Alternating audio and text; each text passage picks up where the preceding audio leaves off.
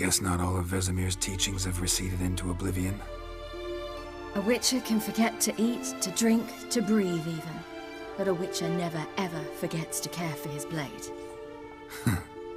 Yeah, I used to repeat that incessantly. Never tired of doing it either. What creature was it? Huh? Creature? One that gave you the scar over your left eye. It's new. I don't remember it. Souvenir from the cockatrice of Spala. Another addition to the collection. Nothing special. Yours is healed beautifully, though. Avalach. He prepared some special ointments for me. But that was before the curse gripped him. Wonder where he is now.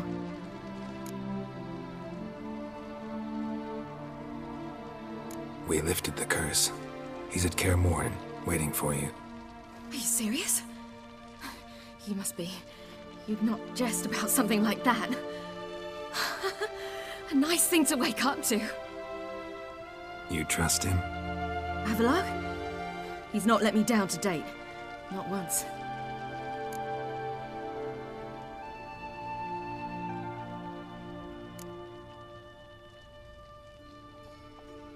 Why exactly is Avalach helping you? Sages have never been fond of humans. He doesn't do it for me. It's about my power. As if it could ever be about anything else. Avalach tried to teach me how to control my ability. He was also making sure I didn't fall into Eredin's hands.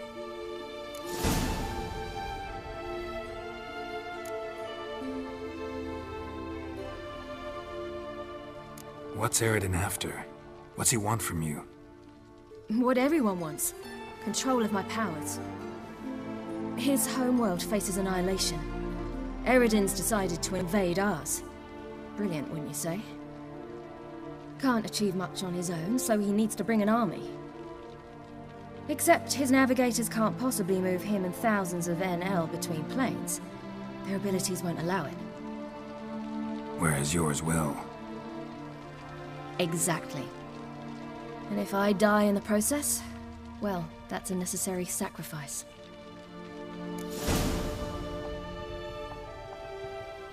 How do you ever start traveling with Avalach? As soon as I'd left you and Yen on the Isle of Avalon, I found myself pursued.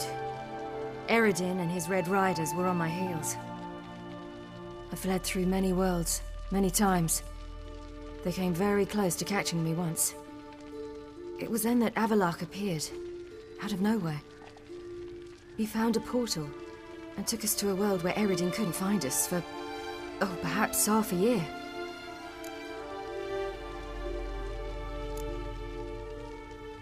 The world where Eredin couldn't find you. What was it like? You wouldn't believe me if I told you. Try me. People there had metal in their heads. Waged war from a distance, using things similar to megascopes. And there were no horses. Everyone had their own flying ship instead. Ciri, stop fooling around. Told you wouldn't believe me. We should have stayed there.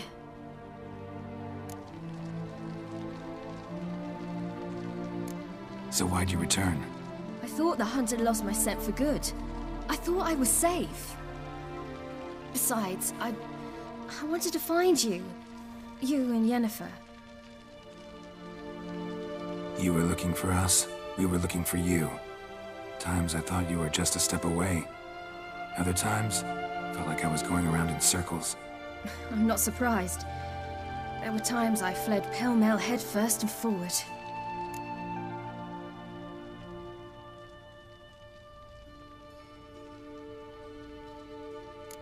So tell me how it happened, step by step. Eredin located us mere moments after we landed on Ard Skellig. Soon after, he and his riders surrounded us. I thought it was over, the end. Turned out Eredin had other plans. He produced the phylactery, uncorked it. A fog enveloped us, and Avalach began gasping for air. That's how Eredin cursed Avalach, triggered his transformation into Uma? Yes. He didn't wish to kill him. Humiliation, that's what he was after. But Avalach refused to succumb without a fight. he cast a spell that wrought havoc in the hunt's ranks. And in a full half of a forest on Ard Skellig. Yet it also gave us time to flee. Avalark opened a portal. I leapt in. He was supposed to follow right behind me, but something went awry. Impaired by the curse, he failed to reach the portal in time. We had agreed that if anything went wrong and we were separated, we would meet at his hideout in Velen.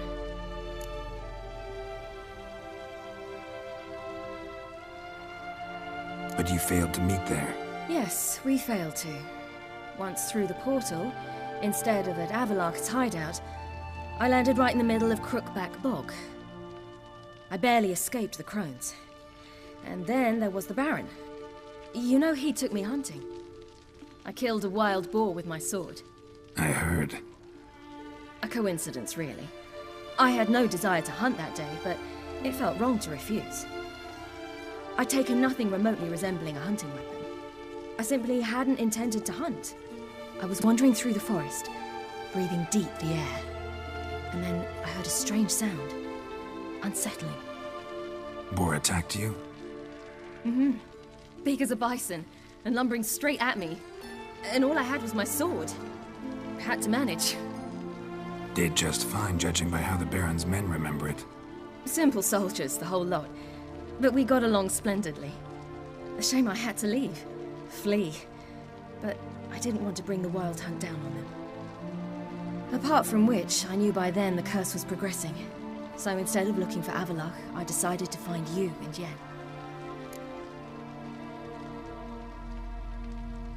So how'd you even meet a man like Horson Jr.?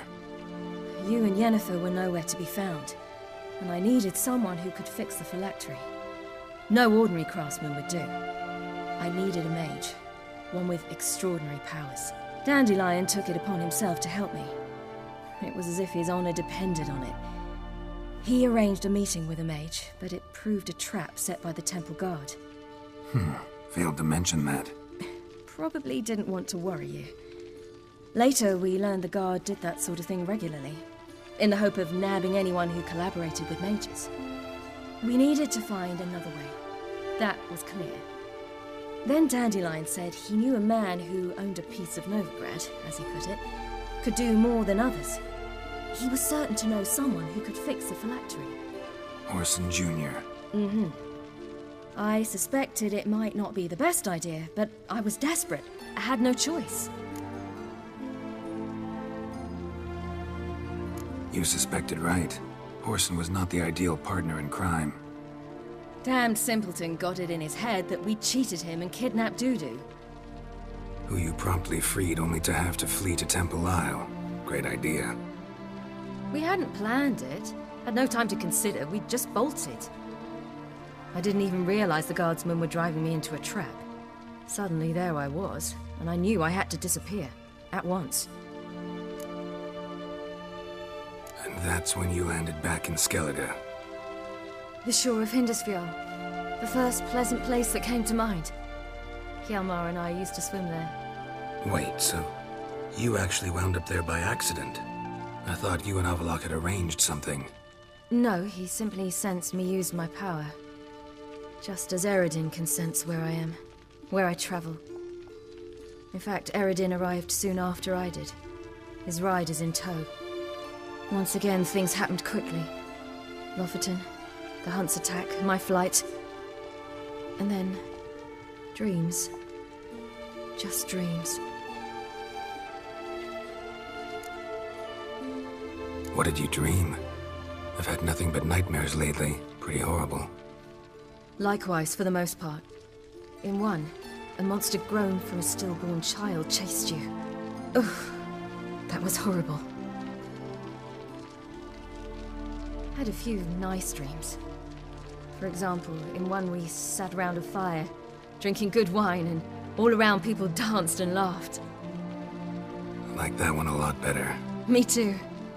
But these dreams, and the others, ended in some tower.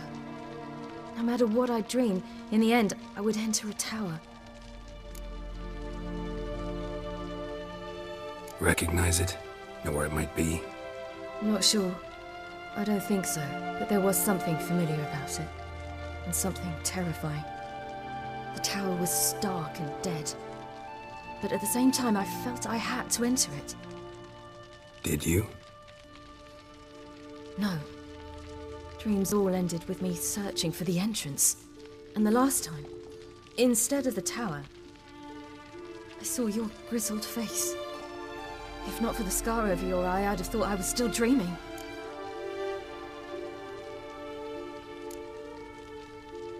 I was afraid you were dead. Found some dwarves here. Said they'd try to wake you, but you were cold as ice and you weren't breathing. And yet you came in. Who listens to dwarves these days? Speaking of which, they're probably getting antsy. We should go. Got a boat on the beach. Once we land, we'll head for Kaer Morhen. On horseback. Right. Conventional means of travel. They're just better. Though a portal would be quicker. And draw Eredin to us immediately. Rather not risk it. Besides, I hate portals.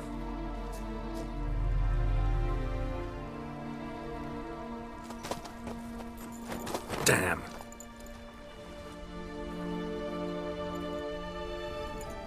Listen, we gotta think of a way to...